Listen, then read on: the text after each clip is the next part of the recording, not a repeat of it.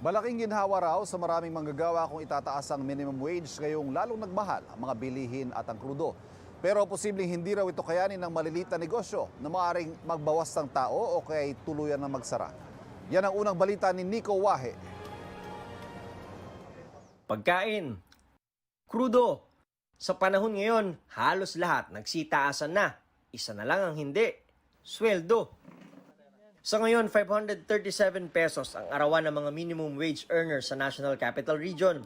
2018 pa nang huling itaas yan ng 25 piso.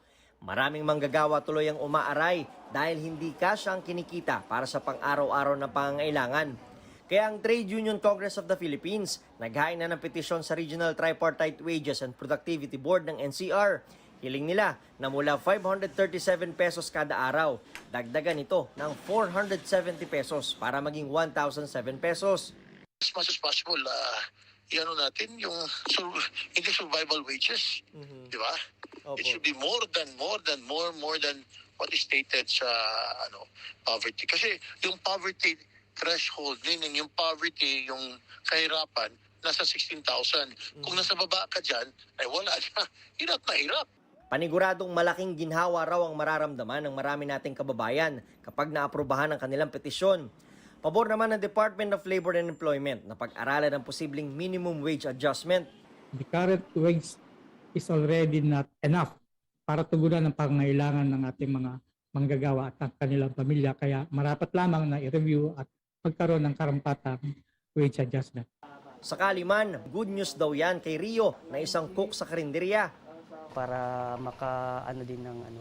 makapag-ipon din. Tsaka siyempre, pag magkasakit, siyempre dapat may pang-ano din. Ang sahod kasi ni Rio, hindi man lang tumungtong sa minimum wage. 400 pesos nga lang ang arawang sahod niya. 9,600 pesos ang kada buwan. 4,500 daw dyan ay napupunta sa renta sa apartment. Solo lang daw niyang binabayaran yan. 1,300 pesos ang sa kuryente. 200 pesos naman sa tubig.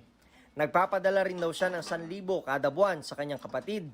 Kaya nasa 2,600 pesos lang ang natitira niya sa kada buwan. Buti at libre sila ng pagkain araw-araw. Kung maaprubahan man ang taas sahod, kaya naman kaya ng amo ni Rio. As of now, hindi. Kasi sa sobrang taas ng mga bilihin, halos lahat Domino's eh. Lahat yan, patong-patong yan. So, ang tendency kasi yan, baka maipasa namin sa mga consumer din. Sa ngayon, hindi nga raw siya nagtaas ng presyo ng kanyang mga paninda. Sa kita raw niya ngayon, 50 pesos lang daw ang kaya niyang itaas sa sahod ng nasa 8 niyang empleyado. Kaya kung maaprubahan ng 470 pesos na taas sahod, Naku, tendency niya, magbawas ng tao. Yun yung pinaka natin dyan. Kasi hindi natin kakayanin talaga. o kaya naman ay baka magsara na lang daw siya. Si Rio, naiintindihan daw ang amo sakaling hindi kayanin ng taas sweldo. Naintindihan ko rin naman kasi minsan talagang galing pa tayo sa pandemic, mahina pa. So, minsan naintindihan ko talaga din yung may-ari. Malaking araw ang pasasalamat niya na kahit kasagsagan ng pandemya ay hindi sila tinanggalan ng trabaho. Bigayan lang daw. Kahit pa paano, na rin kayo sa walang trabaho para kumita naman, para lahat kami kikita po.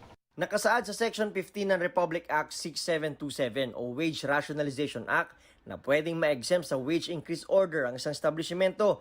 Kabilang na dyan ang mga maliliit na negosyo kung isa itong retail o service establishment na may hindi tataas sa 10 empleyado. Pwede rin sa exemption ng mga bagong negosyo, distressed establishments at mga negosyong naapektuhan ng kalamidad. Maaari mag-apply ng exemption 75 araw matapos ma-publish ang aprobadong implementing rules ng wage increase order. Pero para sa Ibon Foundation, hindi raw magandang sistema ng exemption. Madaling gamiting paraan yon para makalusot sa pagbayad ng minimum wage, pati din sa mga may kaya. Sa amin na mas mahalaga, wage subsidy.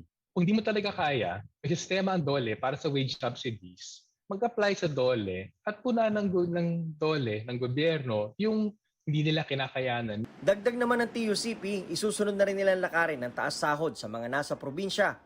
Sa ganitong usapin na apektado ang maliliit na manggagawa at mga negosyante, kailangan may tamang solusyon ng gobyerno para walang maiiwan. Yan ang unang balita. Nico Wahe, buong puso para sa Pilipino. Kapuso, mauna ka sa mga balita. Panoorin ang unang balita sa unang hirit at iba pang award-winning newscasts sa youtube.com/GMA News. I-click lang ang subscribe button. Sa mga kapuso abroad, maaari ka ring masubaybayan sa GMA Pinoy TV at www.gmanews.tv.